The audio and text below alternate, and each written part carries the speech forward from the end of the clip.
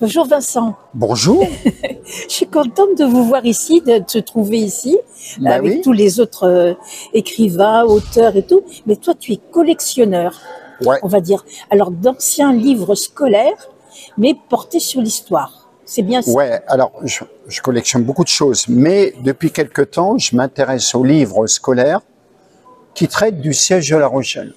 En plus, bon, En plus, ça alors tombe bien bien. sûr, Hein. le siège de La Rochelle dans l'histoire, c'est primordial, mais le livre scolaire le représente presque à chaque fois dans un livre d'histoire. D'histoire, c'est vrai, effectivement. Alors, il y a un côté désuet dans le livre scolaire, parce que les petites vignettes, alors on pourrait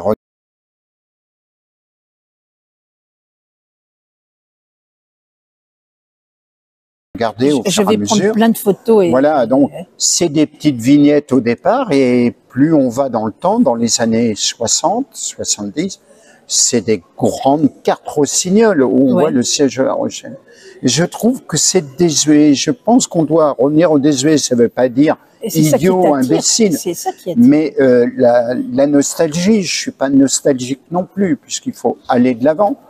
Mais de temps en temps, s'arrêter, faire un pas en arrière pour regarder comment on représentait le siège de La Rochelle à travers le livre scolaire, Ouais. c'est vachement intéressant. Ouais. De toutes les façons, les gens sont attirés.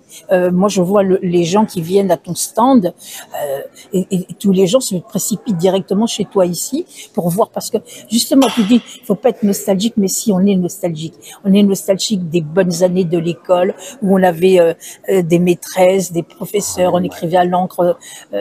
Alors moi, j'ai connu le stylo plume et le stylo bic. D'accord. Ah ben, comme moi, on a peut-être le même âge. Moi, j'ai Monsieur Briot en CM2, à Mireuil, Madame Lervoire, une maîtresse qui m'a donné la passion de l'école. Donc, c'était CP, j'ai fait 2 CP. Donc, Madame Lervoire, Monsieur Basse en CM1 à Mireuil, des professeurs d'un dévouement. Et pourtant, on était de Mireuil, donc c'était pas toujours évident pour nous, l'école. Et justement, quand tu tombes sur vraiment un bon professeur, pas un professeur, on disait maître et maîtresse, qui te donne vraiment envie d'apprendre, de devenir curieux. Et puis, sur l'histoire surtout. On peut pas parler du siège de La Rochelle sans parler des mousquetaires. Alors surtout qu'en ce moment va sortir le 2e tome en film des 3 mousquetaires. Mais on ne peut pas parler du siège sans parler des mousquetaires. Donc, si on parle des mousquetaires, on parle d'Alexandre Dumas. D'Alexandre Dumas, bien entendu. Et puis après, Alexandre Dumas, ça amène d'autres lectures. Ça amène Pierre Loti à Rochefort. Ça amène. Oui, ça ouvre la voie. Après, moi, ça m'a amené Hemingway, ça m'a amené Le vieil homme et la mer. Donc, je crois qu'on a le même chemin. Hein. Ben oui, mais c'était ça. Et puis pour meubler cette expo du siège de La Rochelle, je vais juste montrer comme ça. Qui est plus mais je vais prendre des photos tout à l'heure. Qui est de plus de 8 mètres. Parce que on voit pas j'ai mis des objets, j'ai mis des billes, j'ai mis des blouses scolaires, qui fait que déjà apporter de la nostalgie à travers le livre. Mais aussi des souvenirs d'école, des souvenirs... on ne peut pas parler école sans parler récréation. On ne peut pas parler école sans parler récréation. Il n'y a pas. C'est sûr, les moments de bonheur, c'est la récréation avec les copains. Moi, l'expo, ça s'appelle de la craie au marronnier. D'accord. Voilà. Mais d'où est venue donc cette envie de collectionner? C'est la première adjointe à la Jarry, qui travaille aussi Géraldine, qui travaille au service culturel de la ville. Quand on a réouvert l'hôtel de ville, les mois qu'on suivi, il y a eu les journées du patrimoine. Et elle a une vitrine où, dans la salle Guiton, dans le bureau Guiton, il y avait une belle vitrine où il y a les écharpes de Michel Crépeau, de Maxime, de Jean-François, quelques photos. Et en dessous, c'était vide. Et elle me dit, toi, t'as pas quelques vieux objets j'ai dit si. Et c'est venu de là, en fait. D'accord. C'est venu, allez, on va dire... C'est grâce à elle, en fin de compte, que tu as eu cette envie Puis après, on s'aperçoit... Toi, tu en avais pourquoi? Parce que tu les avais gardés, c'était à toi? Parce que je collectionnais déjà l'école. D'accord, voilà. d'accord. Parce que chez moi, chaque pièce a un thème. D'accord. La cuisine, c'est épicerie. Le salon, c'est cabinet de curiosité. La salle à manger, c'est quincaillerie. Bah oui, ça ne me dérange pas du tout. Voilà, grosso modo, cette passion et l'envie. Donc, en plus, au niveau de la société, le siège de La Rochelle sera vu différemment. Dans les années 30, Richelieu est toujours représenté montrant du doigt quelque chose. Donc, le quelque chose, c'est le siège. Dans les années 40, Richelieu étant cardinal, mais avec sa cuissarde. Donc, le côté militaire, entre 40 et 45. Donc, c'est l'époque Pétain. Donc, on va montrer Richelieu comme ça. Quand on va montrer aussi, entre 40 et 45, Henri IV sur son cheval avec le panache. Dans les années 50, Richelieu est souvent représenté avec Louis XIII sur le siège de La Rochelle. C'est-à-dire le roi et le Premier ministre. Je dis bien Premier ministre. Dans les années 60-70, Richelieu est souvent, on le voit en guerre. Il a une carte qui montre les plans.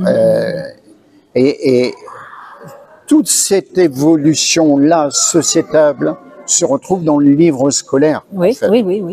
Et dans les années 80, il y a très peu de sièges à La Rochelle. Il y a eu d'abord, les bouquins scolaires ne sont plus chronologiques, qui peut être une belle solution, hein. Et voilà, grosso modo. Qu'est-ce que je peux dire? C'est drôle, les livres scolaires, d'après ce que je vois, ils évoluent en même temps en grandeur. Oui, ils évoluent en grandeur, mais c'est une... Parce qu'on dirait presque un missel. Le premier que tu me montres, là, on dirait presque un missel. Il date de 1898, là. Bon, vous ferez un tour. Comment tu as fait pour les avoir? J'ai chiné. Tu as chiné? C'est du temps. Donc, j'ai commencé en milieu 2019. Donc, on est en 2023. Ah, ben, ça fait pas si longtemps. Tu as réussi à avoir tout ça. Ouais, mais ça va très vite. Parce que j'ai l'âme de la Chine. Donc, obligatoirement, quand je cherche quelque chose, je cherche aussi autre chose. Qui fait qu'on on passe un temps infini. Là, je suis arrivé à 9h tout à l'heure. J'ai fait le tour des stands, j'ai rien vu. Ouais, t'as pas trouvé. J'ai rien vu de ce que j'aime, mais j'ai vu de très belles pièces. Voilà, grosso modo, ma passion. Donc, il y aura peut-être dans l'avenir une autre expo qui s'appellera De la craie au marronnier, mais qui sera à travers le monde du cinéma et de l'école. D'accord. Qui s'appellera Écran blanc sur tableau noir. Très bien. C'est-à-dire tout ce qui a eu comme projection à travers le monde de l'école. Donc, le livre scolaire où on voit une salle avec un projecteur. Bien sûr, d'accord. Oh, ça sera intéressant. Tu m'appelleras. Hein. Oui. Tu vas me laisser la carte. La question bête. Si quelqu'un voudrait vraiment t'acheter un livre, tu serais capable de le vendre? Non, mais non.